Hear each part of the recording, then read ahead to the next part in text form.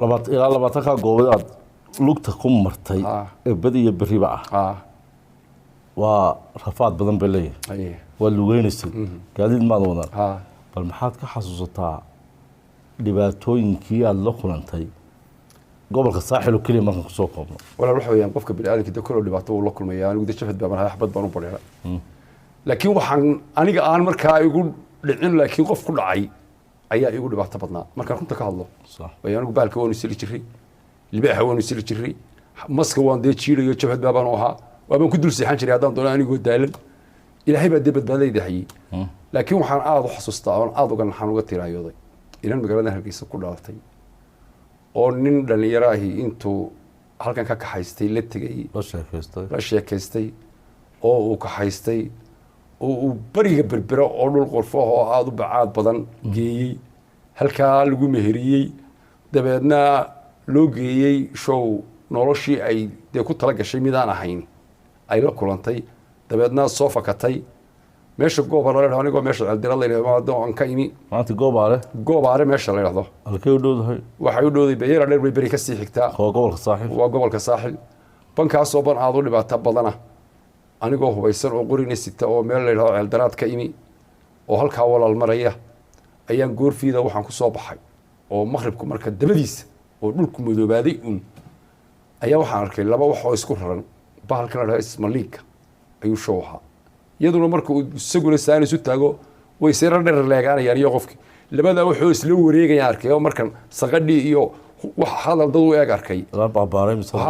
ayaan fariistay oo ruuga dhigay si aan bal waxaan u eego waxaan arkay laba wuxuu isku wareegaya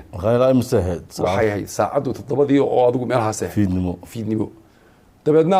labadii wuxuu isku wareegaya markaan arkay laakiin aanan dad iyo bahal u kala saaraynin laakiin hadal dad iyo dhawaaq dad iyo baxayo iyo gurxan kale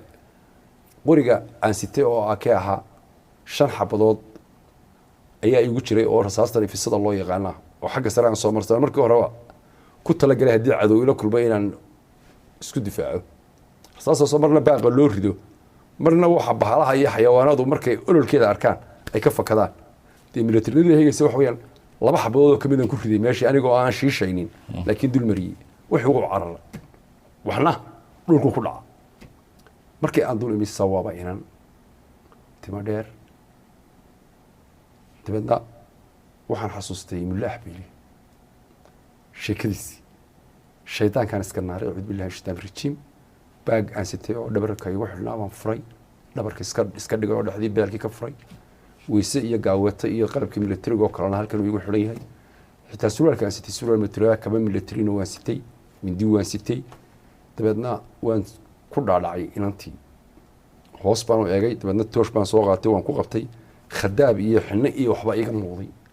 dabeedna waxaan xasuustay ninkii mulaax beeli ay la kulantay qoladii dadka hoose ahay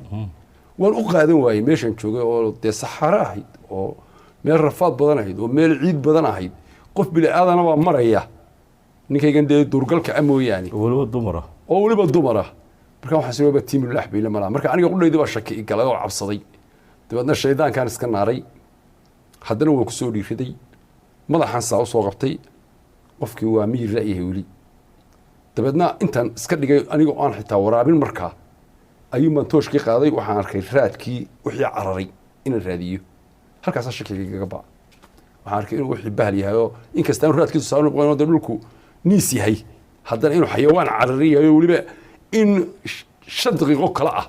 boor badan ku kiciyado meesha uu ku wareegaystay oo marba dhinac kaga yimi marka waan xasuustay inuu lidarka yahay dabeedna markaasaan inantii shadadii furay biyihii afka kagama shubin ee halkan laabta ayaan caagad yar waxaan sitay litir kawndheer oo masaxada ah oo aan soo dhaansaday iyo mid yar 2 caagadood oo badda barbarkeeda markii hore ka qaatay 2 caagadood ayaan tii yarayd oo dee aniga saxadeedii ahayd in biskula iyo adigu sokor yar iyo wax loo waan sitay ayaan ku yara daadaadiyay meeshu waa oomane naftu dee way ilaashanaysaa biyaheeda iyo saxideeda dabeedna adigu way soo miirsatay hadal kama soo bixin way igu sastay waaba dee bahalkii cunayay muddo anigii baa sakee qabatay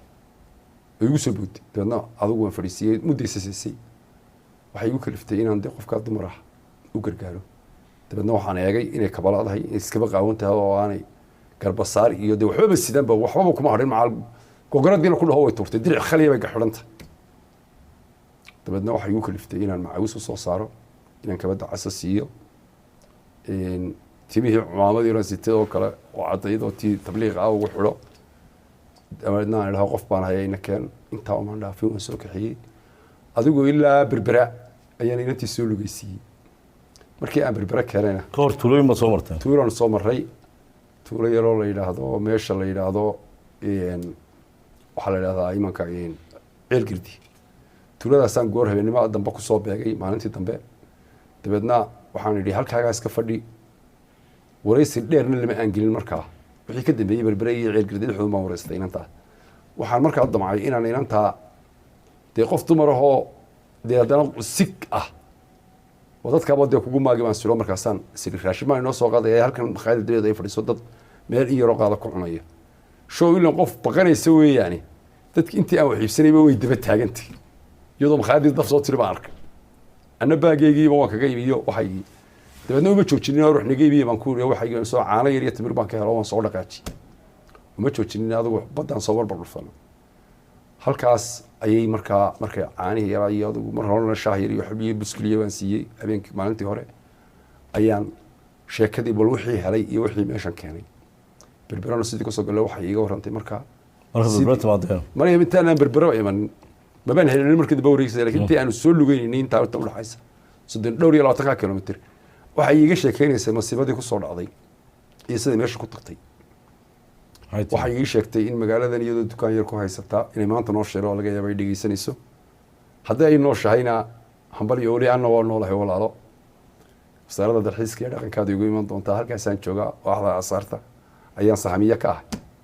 halkaasaan joogaa waa ninkii bahalka kaa badbaadiyey liidarka